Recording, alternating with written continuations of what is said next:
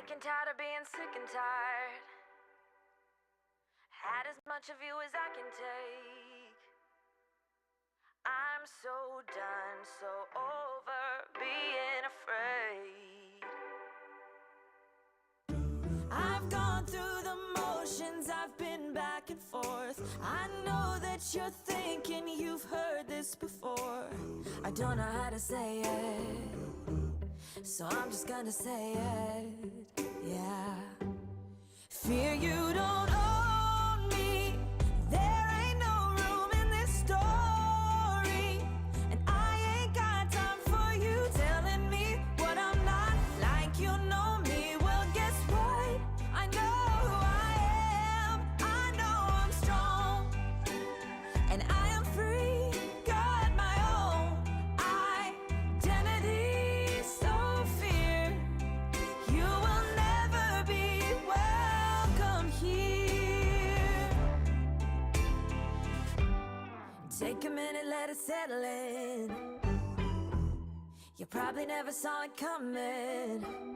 Something's gotta give, so I give up you.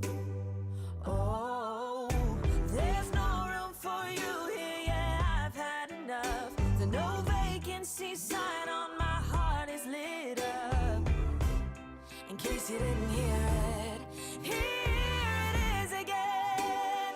Oh, fear you don't own me. There ain't no room in this story, and I ain't got time for you telling me what I'm not. Like you know me, well guess what? I know who I am. I know I'm strong, and I am free. Got my own identity. So fear you will never be welcome here. Is there anybody out there just like me? Anybody needing fear to leave? If you don't know how to say it, sing along with me. Sing, fear you don't own me. There ain't no room in this story, and I ain't got time for you telling me what I'm not. Like you know me, well guess what? I know who I am. I know I'm strong, brave, and I am free. Got my own identity. So fear you will never be welcome here. Whoa.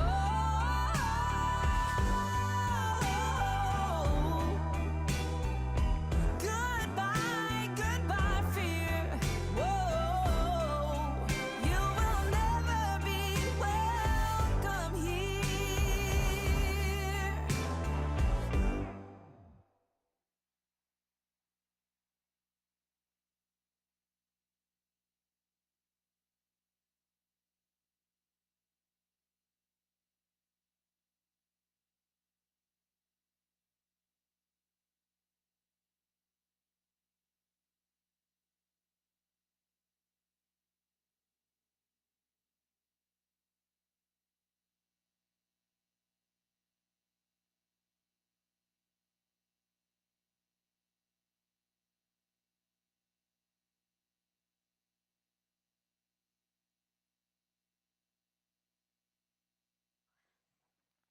Right, I can tell you that standing in front of a room full of women telling my story is something I never, ever dreamed I would do. But God had a plan. He'd been laying on my heart to share my story. So I started going over my story in my head, thinking, maybe I'll share it in Sunday school, or maybe even at church. But as time went on, God more specifically was saying, I want you to tell your story at the women's conference. My thought was, there is no way. That cannot be what's going to happen. But continually, I felt like he was leading me to tell my story at the conference. So very reluctantly, and with a few tears, I volunteered, in hopes that I would get the reply, we have our speakers all lined up, you must be hearing wrong. But I didn't. I got the reply that they'd been praying for speakers and that I'd be added as a speaker. And so here I am. And after volunteering, I found out that the theme was "This is my story," which just confirmed to me that it really was meant to be, since he had specifically said, "This is your story, share it." And then I found out the tagline, "Don't be ashamed of your story." And that was more confirmation, because I was ashamed. I didn't even want my family and friends coming, because they'd lived with me through it and didn't know the whole story. But they found out, and they're here to support me, and I'm glad they're here.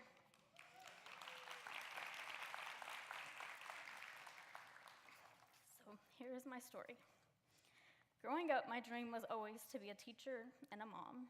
In high school, I knew that I wanted to be a teacher, so I took as many college classes as I could to get closer to my dream of being a teacher.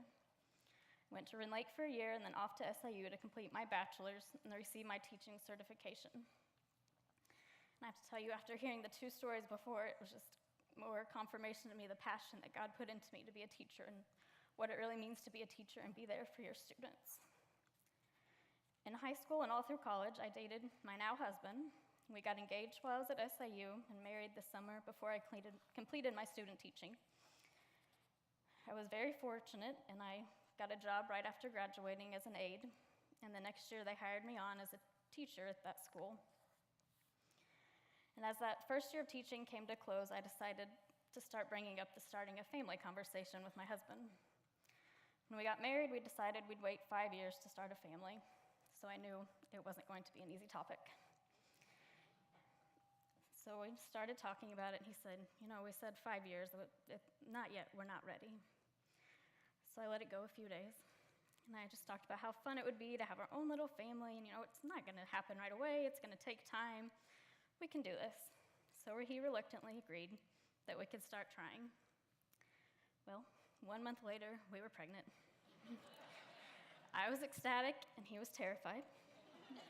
His exact words were, "I thought you said it'd take a while." Surprise, it didn't. So we got over a shock, and I excitedly began to call and tell all my family and my friends, and I anxiously awaited for our first appointment to find out the due date so I could begin planning and preparing. But a week before my appointment, I started having some cramping and spotting. I called my cousin, who was a nurse, and not only a nurse, but a major blessing throughout this whole journey for me. She told me to drink lots of water, take it easy, and encouraged me to not get upset. So I took it easy and the day and hoped and prayed it would stop and everything would be okay. But the next day it continued, and it became worse through that night. So I woke up in the middle of the night and I called my mom, and she comforted me and said, "We have your appointment tomorrow, just try to sleep and it'll be okay." So the next morning my mom came and took me to my appointment. And at my appointment, I got confirmation that I had had a miscarriage. The doctor encouraged me that it happens sometimes, don't get upset, just wait a month and you try again. I thought, okay, wait a month, I can do this, no big deal. And as soon as I got back to my mom, she said, "Are you okay?" My cousin called, "Are you okay?" And I assured them, "Yeah, I'm okay." I didn't know the due date, I hadn't heard the heartbeat, I didn't have to see an ultrasound, I'm okay. It could have been a lot worse. And in that moment, I really, truly thought I was okay. I was upset, but I was okay. Then a few weeks went by, and I heard that someone we knew was going to have a baby. It was in that very moment that I realized I was not okay. As soon as I heard the news, I felt like I'd been punched in the gut and felt angry. And then I was angry for being angry.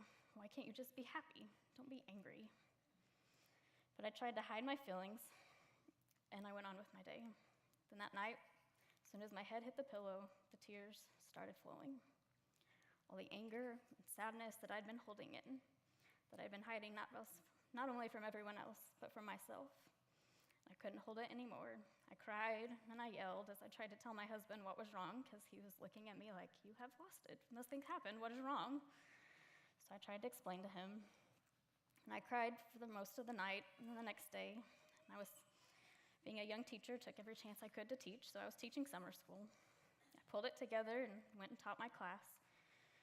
After work, I got in the car, and the tears just started flowing again. So I called one of my friends, who was another blessing that God had provided along this journey. She had also had a miscarriage before she had her girls. And as soon as I answered the phone, she just knew. I was crying, and she somehow knew what was wrong, and she knew just the right things to help me through. And after talking with her, I prayed, and I cried out to God. I told him I was angry, and I asked him the questions, and I prayed for him to help me through. And after that moment, I felt so much better. I still had my moments after that, but overall, I was good, and I made it through my month of waiting. So after a month of waiting, we quickly got pregnant again. This time I was very cautiously excited, and I didn't tell a lot of people. And then I again anxiously awaited my appointment. But again, a week before my appointment, I started having cramping and bleeding. I again called my cousin, but this time I called for comfort because I knew. And she listened and encouraged, and she answered my questions. And she called the doctor and got everything set up for me. And this time, since I knew what was happening, through tears, I told my husband, and I said, I'm done. I can't do this anymore. I said, I've always wanted a family, but it hurts too much. I can't do it. And he tried to encourage me and let me know we'd figure it out. But I was angry, and at that moment, I felt like my dream of being a mom was gone. So I again went to my appointment. My mom came and got me. Even though I knew I had miscarried, I had hope going to that appointment, that somehow at the appointment, they would tell me everything was okay. And the nurse walked in, and the first thing she said was, your test is negative. And instantly, I did not like her. She was doing her job, and had done nothing wrong, but I didn't like her. She confirmed what I already knew was true. So the doctor came in, and she told me this time to wait 2 months to give my body time to heal and to do blood work, and we'd check my levels and prescribed an infertility medicine to start when we could start trying again. It was a very long, angry 2 months. I tried to hide my feelings and not to let anyone see the anger and the bitterness I was feeling. I didn't want others to worry about me or know how angry I really was. I never really imagined how deep the anger would go. I'd go to Walmart, and I'd get mad. I'd see people with their kids, and I was angry. I got invitations to some of my best friends' baby showers, and I couldn't go. The thought of it really made me sick. I bought gifts, but when it came down to it, I couldn't go. I was mad at God. I stopped talking to him. I felt like he had betrayed me, and I blamed him. I still went to church, but was just going through the motions so that no one would know how I really felt. In the time when I should have turned to him most, I ran from him. But even though in that time I was running and blaming him and not talking to him, he was still there, and he had a plan. So after the 2 months of waiting, we began trying again. And on Christmas Eve, it was the time to do the blood work to find out if I was going to be pregnant. It just so happens, a couple days after Christmas, we had family pictures with my entire family, my grandma, my aunts, my uncles, and my cousins. And my cousin was there, so I persistently asked, can you call and find out the results? So she did, but the results were not what we had hoped for. She called the doctor, and they said we'd just try the same thing again next month. And I once again was angry. I was with my whole family, but no one knew except my mom and cousin and husband that I'd found out bad news. I tried to be happy, but on that day, I'm quite confident the anger shined through. New Year's came, and I was ready to start a new year, hopeful that the year would be better.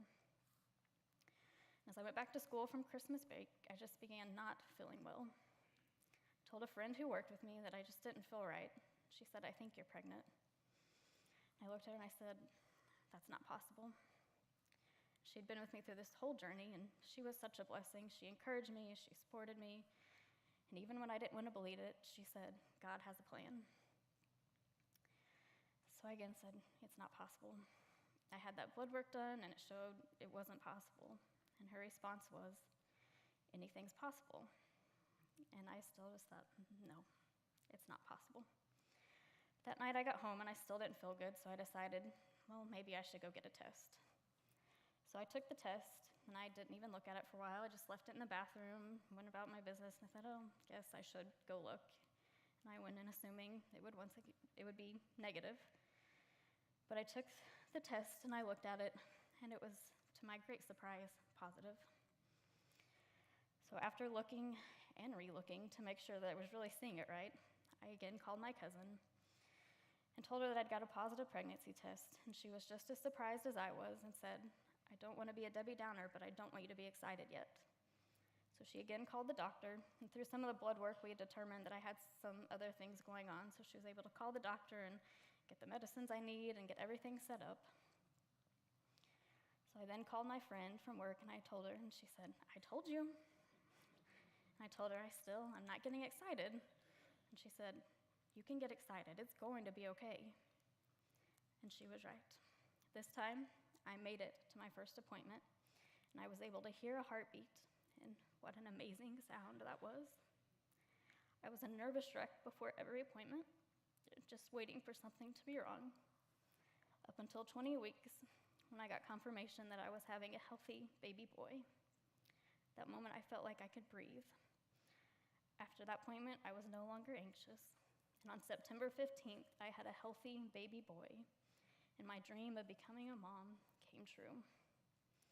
Holding that sweet boy in my arms was the best feeling ever, and being a mom was amazing, and I was beyond blessed. But even in this time of blessing, I was guilty.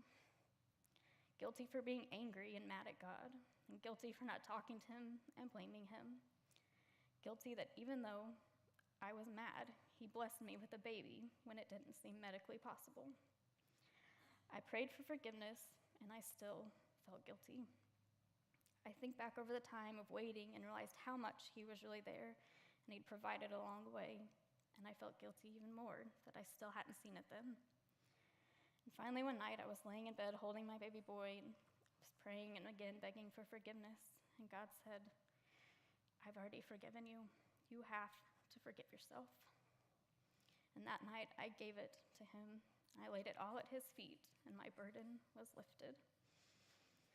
And from that night, I lived happy and a blessed mom, and he blessed me again a few years later with a baby girl.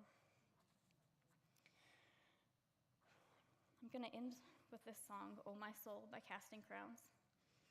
And I encourage you, as you listen to this song, to get whatever you're going through to the Lord. Maybe it's a battle you're fighting. Maybe you're living with guilt. Maybe you're in a time of waiting and anger. Whatever is weighing heavy on your heart, I pray that you just give it to him, to lay it all down at his feet. If you need support, grab a friend or a family member and ask them to pray with you. Or maybe you need to grab a friend that you know struggling and pray for them. And here's the song, "Oh My Soul." Thank you.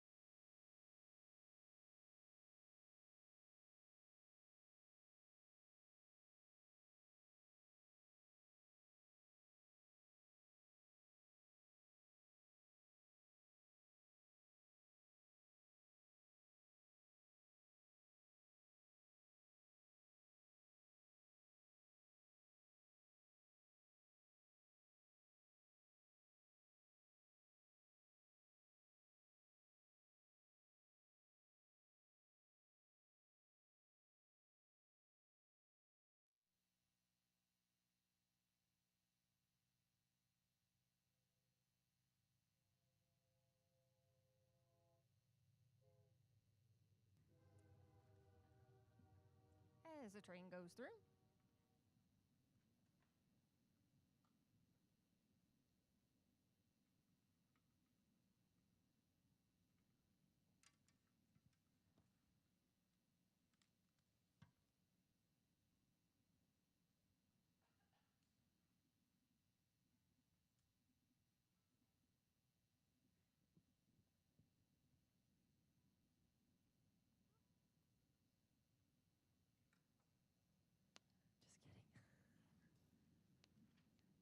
Just kidding.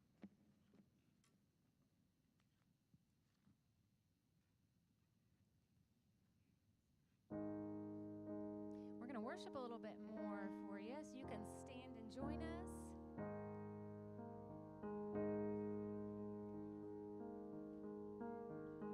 Who am I that the highest king would welcome me? I was lost, but he brought me in. Oh, his love for me. Oh, his love for me. Who the sun sets free, oh, is free indeed. I'm a child of God, yes I am. Free at last he has ransomed me, his grace runs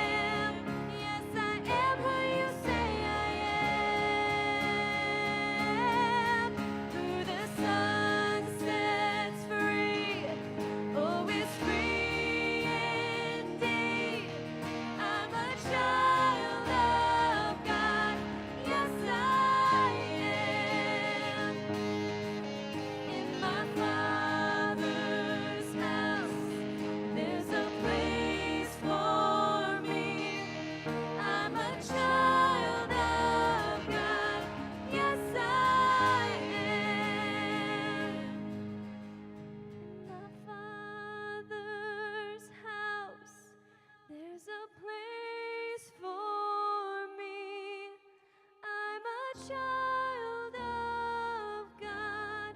Yes, I am.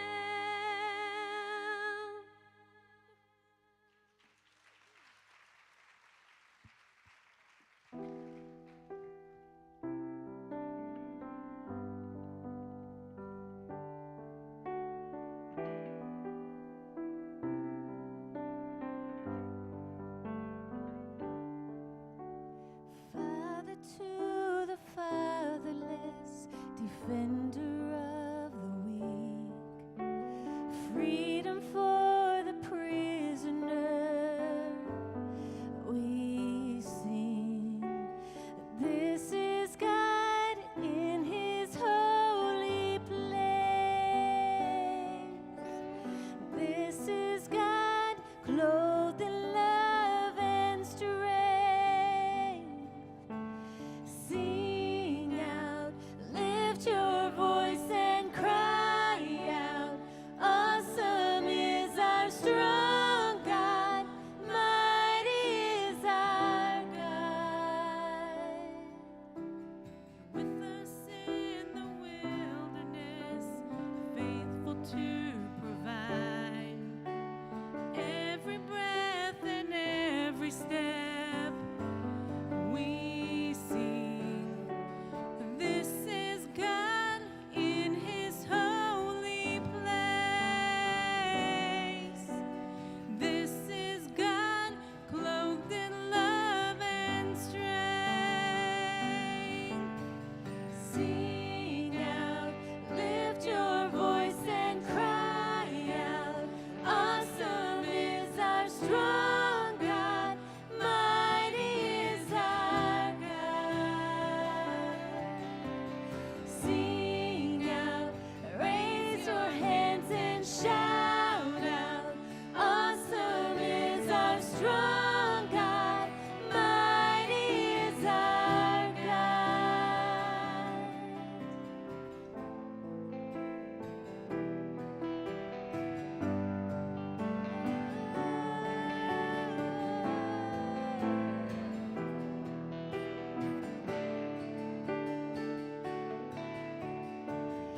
There is none higher, no. There is none greater, no. There is none stronger than our God. There is none higher, no. There is none greater, no. There is none stronger than our God. There is none higher, no. There is none greater, no. There is none stronger than our God. Sing out, lift your voice and cry out. Awesome is our strong God, mighty is our God. Sing out, raise your hands and shout out. Awesome is our strong God, mighty is our God.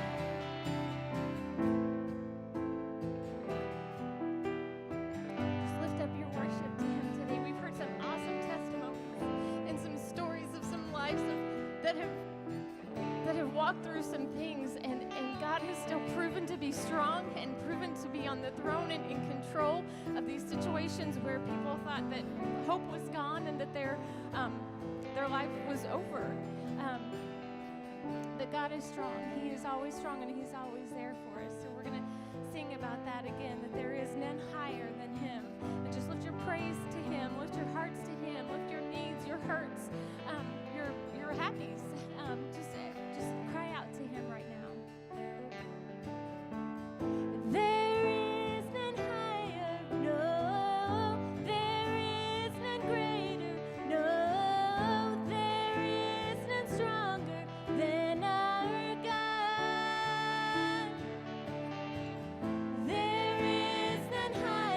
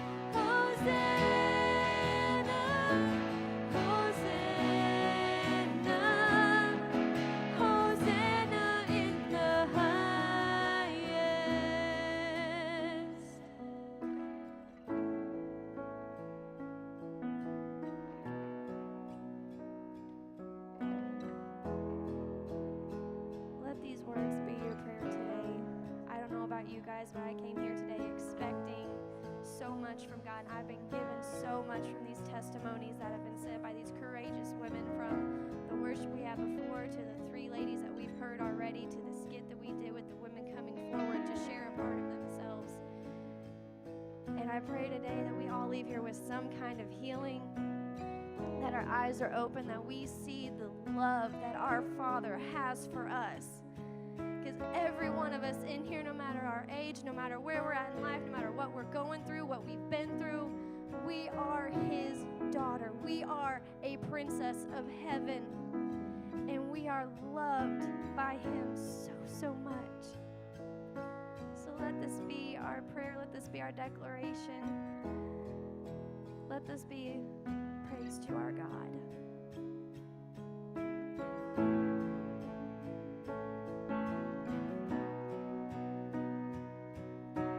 Heal my heart and make it clean. Open up my eyes to the things unseen. Show me how to love like you have loved me.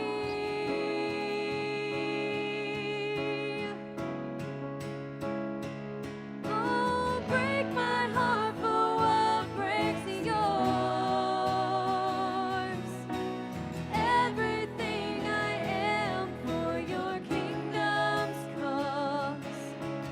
As I walk from earth into eternity.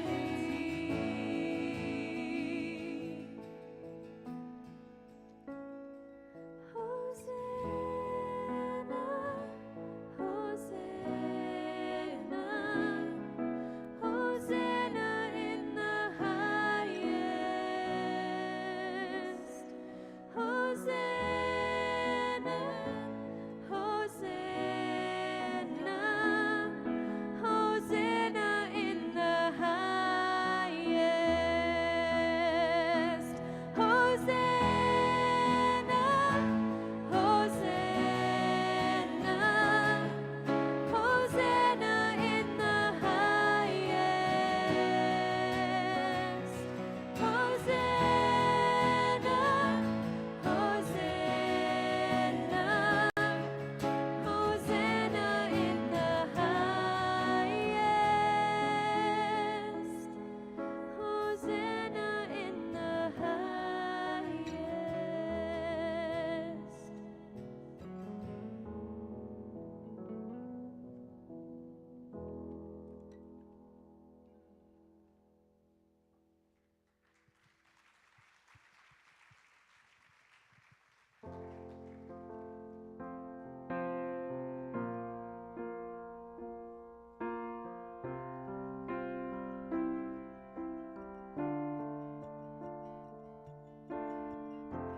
And if I told you my story, you would hear hope and wouldn't let go. And if I told you my story, you would hear love that never gave up. And if I told you my story, you would hear life, but it wasn't mine.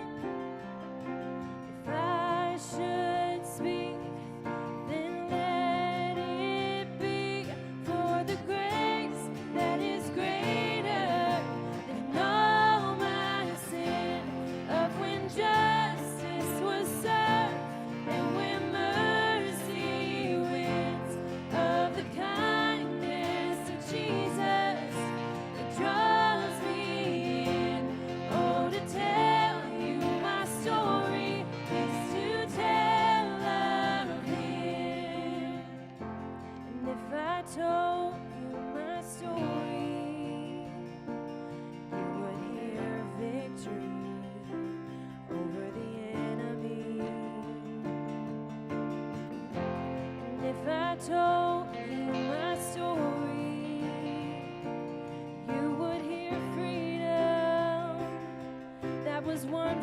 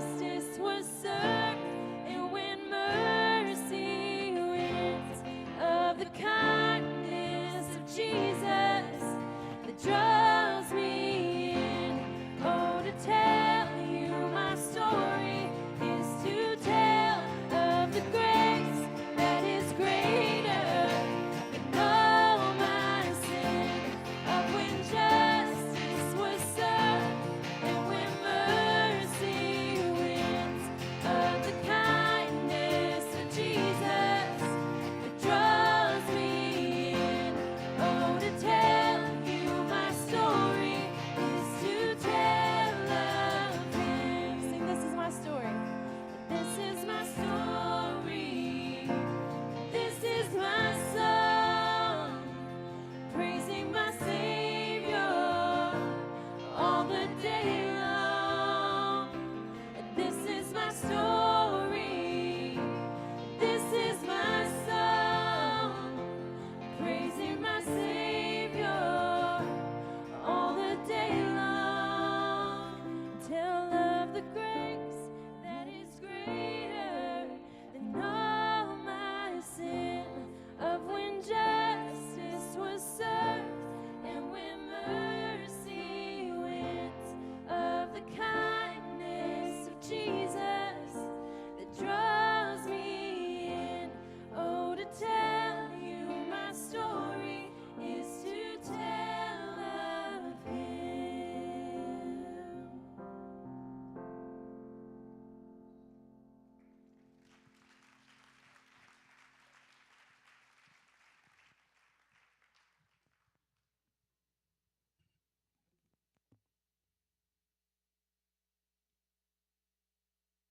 Okay, ladies, so listen, this has been an amazing day.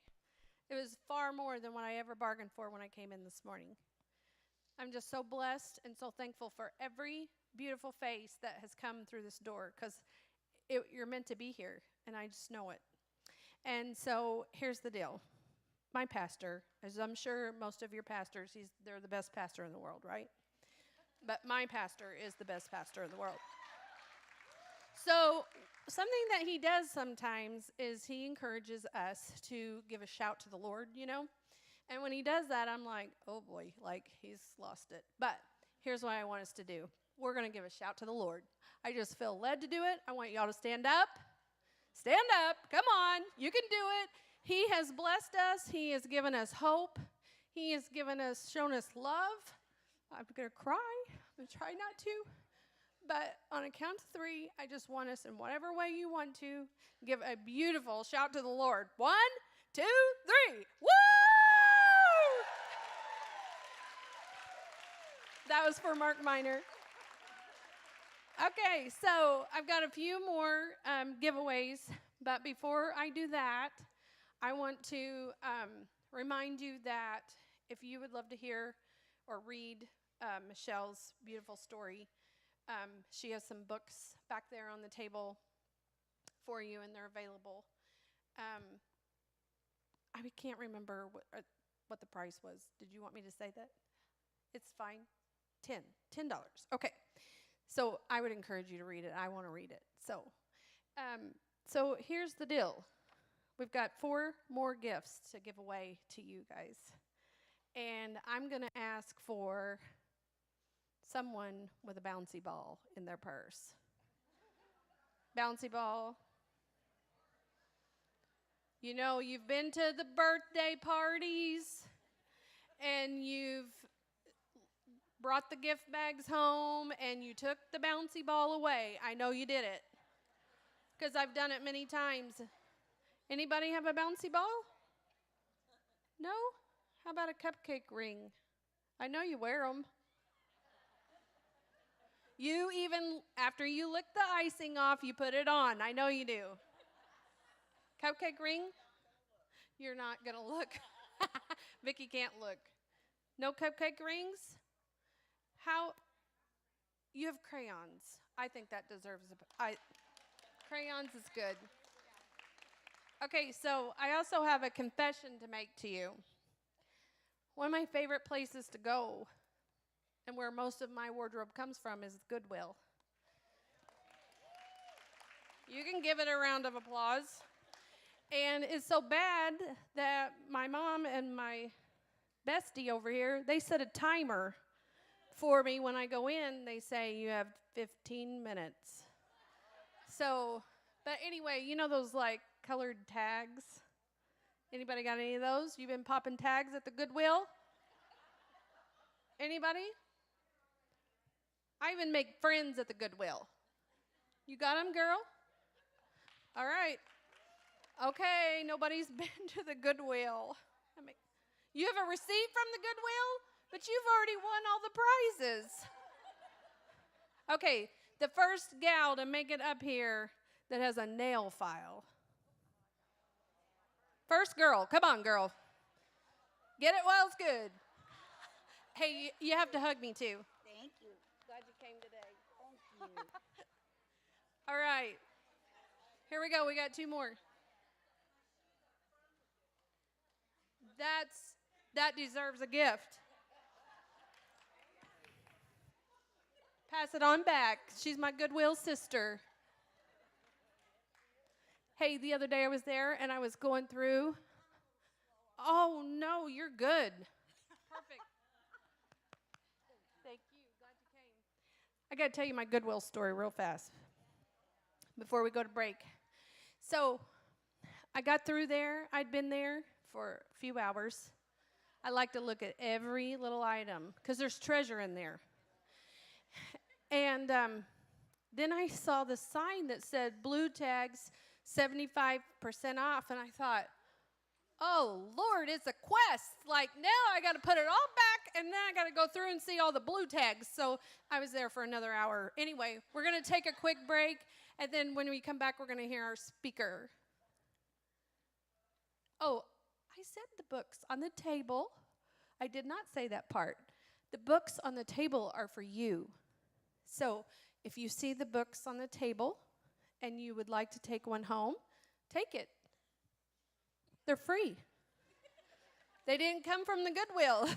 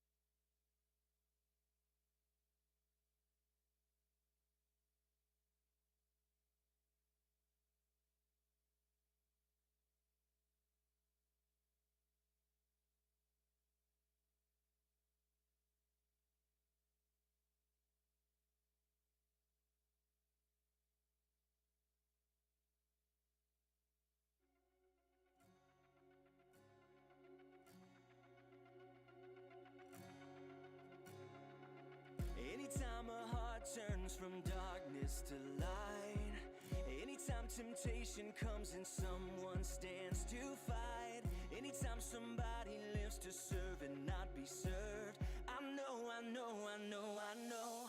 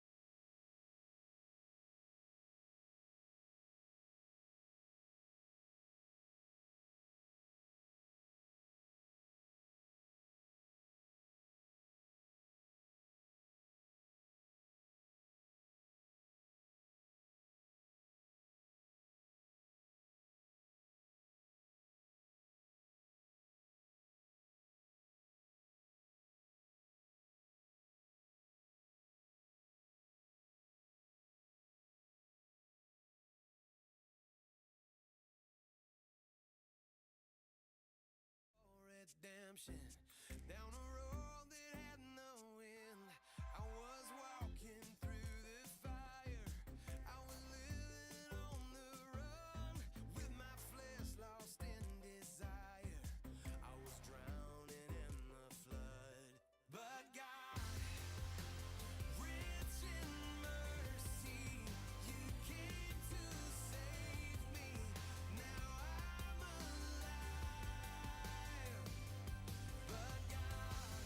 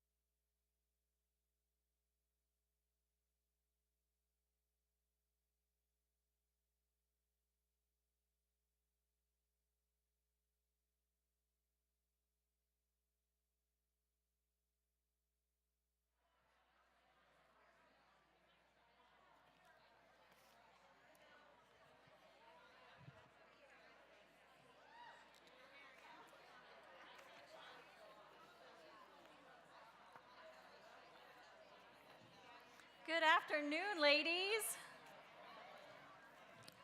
Has everybody enjoyed today? Yes? All right. Can we get a round of applause for the people who did put all this together and did the food and the praise and worship team? Didn't they do awesome? They did so good. I'm Amy Hill. I'm from Benton. I go to church right here at Woodington. I'm a wife.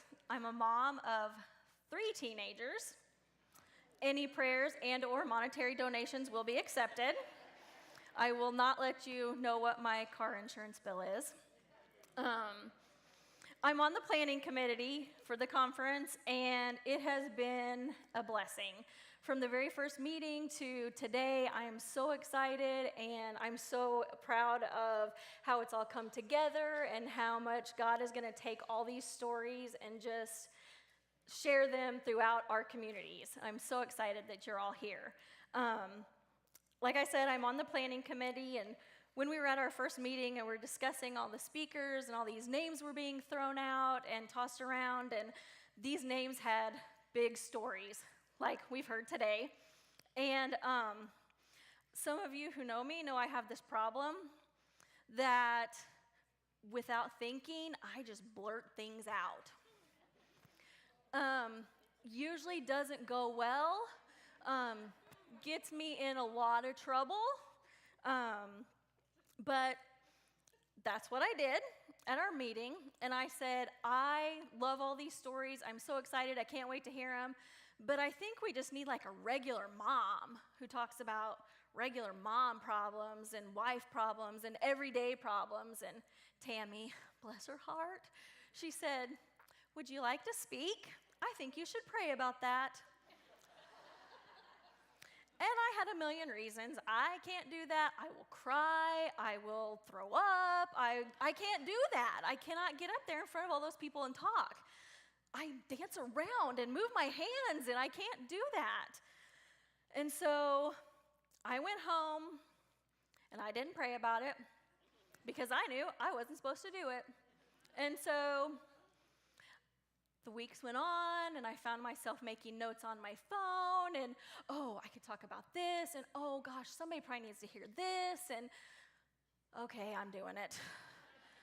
I said, God, thanks for smacking me over the head, because I know that, along with that blurting things out, I don't like to listen very well, and so I sometimes need to get a little bit of a smack. But I came back and I told the ladies, okay, I'll do it, and I'll do the regular mom talk. And then I thought, I am not normal. I am not a regular mom. I do not have a normal, regular family. I mean, what am I even going to talk about? And then Tammy put it on Facebook, and so it was official. And my husband said, you're speaking at the women's conference? And I said, yeah, you were not supposed to see that. Because why didn't you tell me? Because if I didn't say it, it wasn't true. If I didn't say it, I wasn't talking. And then he shared it, and I went to work on Monday, and my friend said, your husband invited me to your women's conference? I'm so excited. I am not speaking to him. That was not a nice thing to do. It was okay if he knew, but not if everybody knew. And so here we are. So I told the ladies I was going to speak, and then one day I was, what am I going to speak about? Like I said, we're not normal. I don't have anything to tell these people. And I was in the car, and the song Confidence by Sanctus Real came on. And I was like, oh, I'm going to write that down. I like this song. This song, I really love the words of it. And so I wrote that down, and the chorus really stuck with me. And so I thought, well, okay, I can maybe use something in this song. What can I use in this song to talk about? Once again, still don't have an idea. A couple weeks ago, we had our Easter drama here at Woodington, and my husband was in charge of it. And he rocked it, just so you guys know. He did a really good job. He shared that on Facebook too, just so you know. he is Mr. Facebook. He tags me in all these things, and I don't post anything because I get too nervous. Like, oh, I could say this, and I would love to post this, and then, oh, what will I look like? Will I look like that Facebook mom? Or will people think, oh, I know her, and that is not, that's not true, and her house does not really look like that? Will they think that? So we were all in the play this year, my entire family, and you can go ahead and put our first picture up. This is last Sunday. This is my family, and then we get a little bit better, and not really so much better, and yay, we finally all looked at the camera and smiled. And so I was doing my normal Saturday routine of I'm exhausted. We've been at church every night. I have been up way past my 8:30 bedtime all week, and so I'm doing my normal thing. I'm soaking in the bath, and I'm sitting there, and I'm like, it's April. Oh, the women's conference is in April. Oh, I have less than a month. Oh, my goodness. What am I going to do? I've got to get it together, and I'm not really an organized person, so that was a way to put me in my place right there. And so I just told God right there in my bathtub that he was going to have to help me out. I think, oh, there are crazy situations I find myself in. Here I am, completely exhausted, completely exposed in the bathtub, crying out to God for help. And then the song came back to my mind. And I'm trying to think, I know you want me to use this song, God. It's just been on my heart. I know you do. I just don't know what you want me to use. So in the chorus, it talks about faith and hope and heart. And some reason that just wasn't it. So I thought, okay. And then the name of the song is Confidence. And that's what I was supposed to talk about. I mean, it just hit me like a ton of bricks. So here we go. As I said earlier, I'm a wife, a mom to 3 teens. I work full-time as a nurse. Life at our house is chaotic. Today we have one in Marion playing baseball, one still at home, hopefully taking care of the dog, and one here taking care of some of the kids. We have a whiteboard in our kitchen where I write down everything for the week, and sometimes after I write everything down, I'm exhausted. And I'm like, how are we even going to do all of this? Because we're in 5 different towns, and we do travel ball, so we're not even in the same state sometimes, and just so much stuff. And so I thought, well, what do I want to say about confidence? I'm going to introduce my kids to you, sorry. So Carson is the one with long hair. I pick my battles, and hair and clothes are unfortunately not one of the ones I pick. So Carson has very long hair, and he's 18. And then Katie, my little mini-me over there, who loves to be called my mini-me. She loves it when people says, oh, is Amy your mom? Yes. She is 16. And then Colin, the clown in front, he is 13. He's the one that keeps us hopping usually. For a while, we thought we were going to have to name a room in the ER after him. He makes our life fun. But I thought, what am I going to talk about with confidence? And then I thought, I lack confidence. I do not have confidence. Like I said, our family is not normal. We can't take a picture after church. And so I thought, well, what we're going to talk about is the struggles that I have with confidence. I always think about there's somebody else better to do the job, that somebody else could do a better job, that I'm not the one that needs to be talking. People don't need to hear my story because I don't have a story. I grew up in a good home. I have a good job. I have a good family, as crazy as they may be. I don't have any big story to talk about. And then I thought, well, that is my story. God gave me my story for me, and he gives us what he knows we can handle. And he thinks I can handle 3 teenagers. But I always think about as a wife, how do I struggle with confidence as a wife? Well, I don't cook. I can. Even has a sign that says I can in my kitchen. But as my husband so wonderfully said at our very first Easter drama meeting with all the cast, some friends and I were in charge of the food for the cast, and he says, if you want anything specific, let my wife know. She is a wonderful cook. She just doesn't do it very often. And I sat there for a minute, and I thought, am I supposed to be mad? Because it's true. I can't really be mad at him because I don't cook. And then I think about, to cook, I'd have to go to the grocery store. And I don't even go to the grocery store. I send him. I mean, you've been to Walmart before? Come on. I make him go. I make my kids go. I give him my debit card and say, get yourself something. Just pick up my groceries while you're there. I even pay the $4.95 for Kroger pickup so I can just pull my car up, open the back, let him put my groceries in, and then go home. I'm like, that's awful. Look at these people on Facebook, and they're posting these wonderful meals that they've made and the deals that they got at, the grocery store, and I'm like, I don't do any of those things.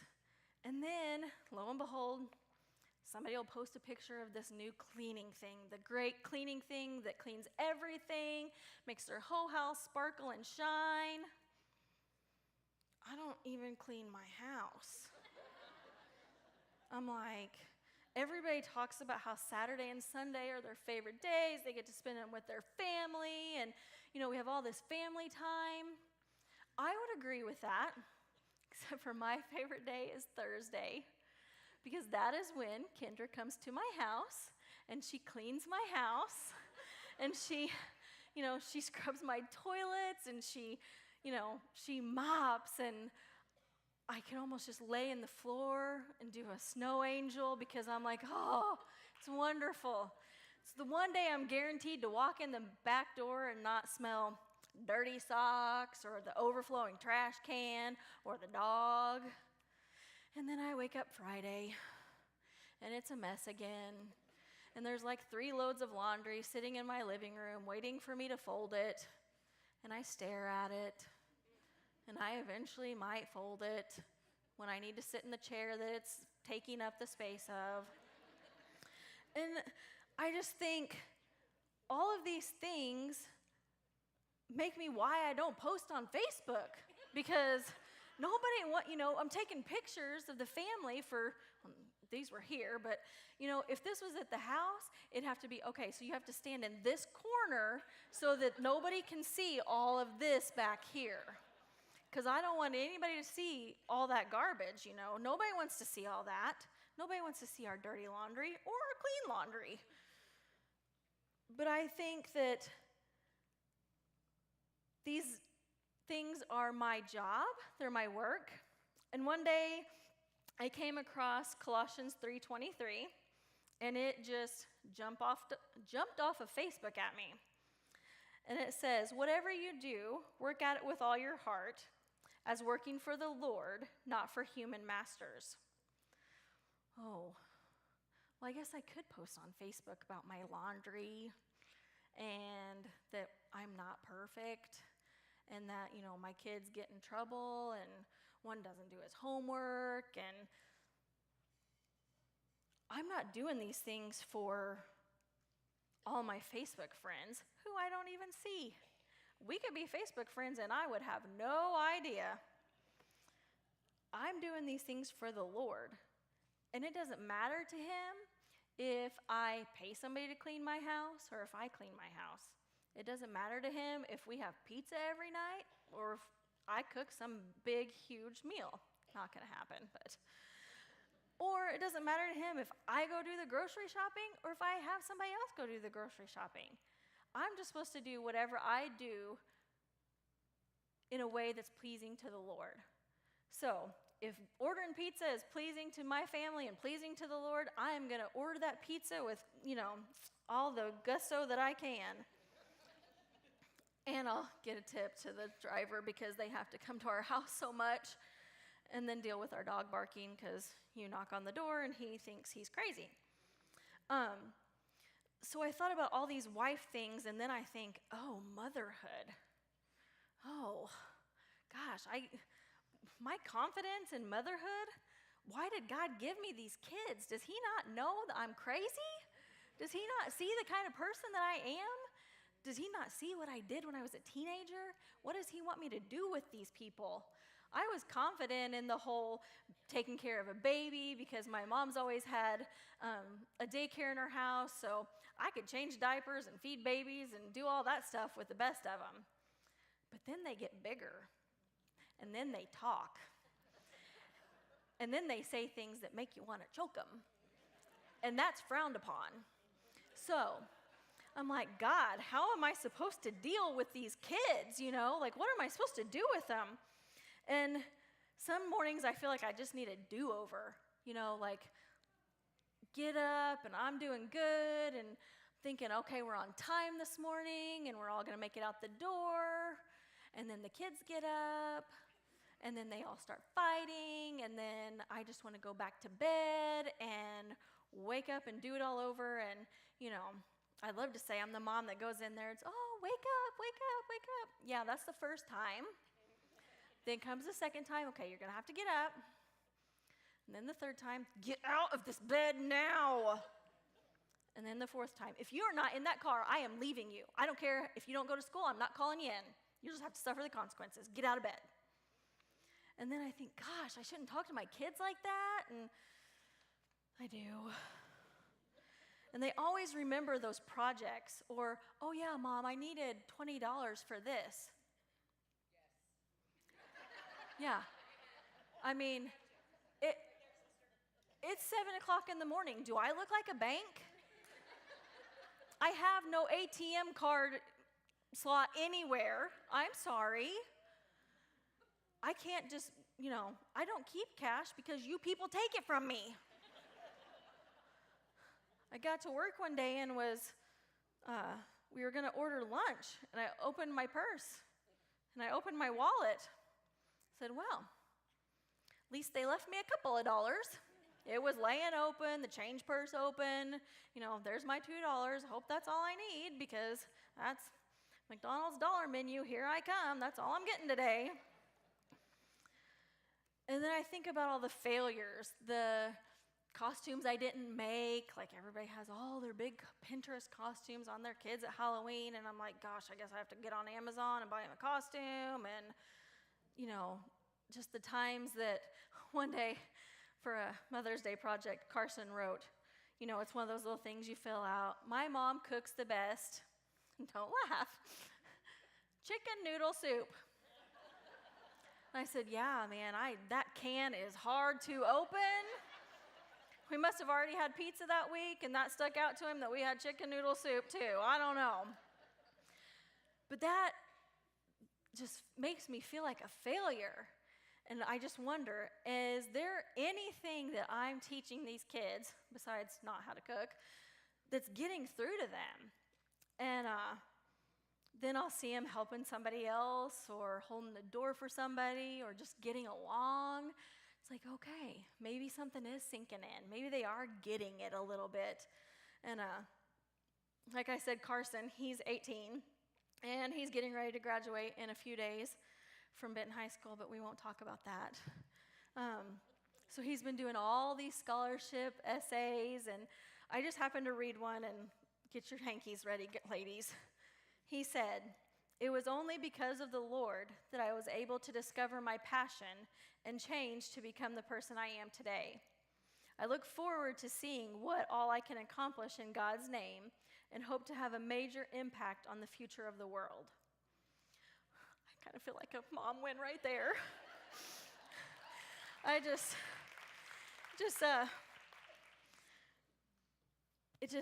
I've worried so much about the important things. Can he do laundry? Can he take care of, can he cook? Can he do anything? And he does some cooking and a lot of the laundry. That I forgot about the important thing. And he gets it. And it makes me so happy to know that he gets it. And I just have to remember that I have to be confident in praying over them and asking God's blessings on them and just asking him to watch over them. And I found Philippians 4:7. And it says, "The peace of God, which transcends all understanding, will guard your hearts and your minds in Christ Jesus." I have to be reminded that I have to be confident in who I am as a mother, that they're getting it. They're not going to remember if I bought their costume on Amazon or if I made it from Pinterest. They're not going to remember if we got up every morning with me screaming and hollering and, they're getting it. And it just makes me so excited. And then that made me think about my walk with God. And it's probably the hardest one to talk about. I put, as a matter of fact, as I'm sitting here typing this, I have distracted myself with a game of Candy Crush on my phone. I normally reserve my Candy Crush playing for ball games because I'm that mom that likes to yell. And so whenever things are getting tense, I just get out my Candy Crush, and Richard's like, "How much are you spending? Don't ask. Don't worry about it. I'm not yelling. Just don't worry about it." And so I was trying not to think about my walk with God. And then I think, I've been in church my whole life. Some of you have known me my entire life. A bunch of you have. I should have this down by now. I should have this whole trusting God, being faithful and not worrying. I should have it down. I don't have it down. I always think, okay, I'm going to get up early in the morning. I'm going to read my Bible and spend my prayer time. And then I wake up and I hit the snooze button and I hit it again. And I find that I'm spending my prayer time in the car on my way to work. And then sometimes when I get to work, I feel like I just have to go to the bathroom and pray because I can already feel that the day is just going to get me. And so I have to take a minute and go back and pray somewhere. And then I think that my Bible reading, I don't get up that early and read the Bible, but it pops up on my phone at work, and sometimes I find myself, read the next part, read the next part, read the next part, and the phone's ringing, and the phone's ringing, and the phone's ringing, and oh, hey, I should answer the phone. And then a few weeks ago, one of my mentors, Nikki Haney, asked me to come and talk in her Sunday school class. And what am I supposed to talk about in your Sunday school class? I don't even know what your Sunday school class is about. I don't know these people.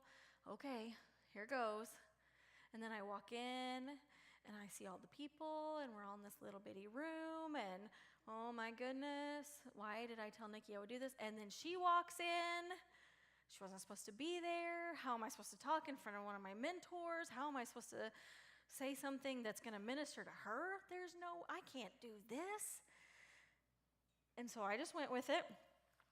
And I asked myself, I'm so glad that Michelle brought this up, who am I? Who am I? So to the world, I was born Amy Stewart. I'm now Amy Hill. I am a daughter, a sister, a wife, mom, nurse, daughter-in-law, niece. I'm all these things. But so many, I'm nobody. And why does that stick out so much more than all the others? Why does the nobody, the one that stands out? I don't know.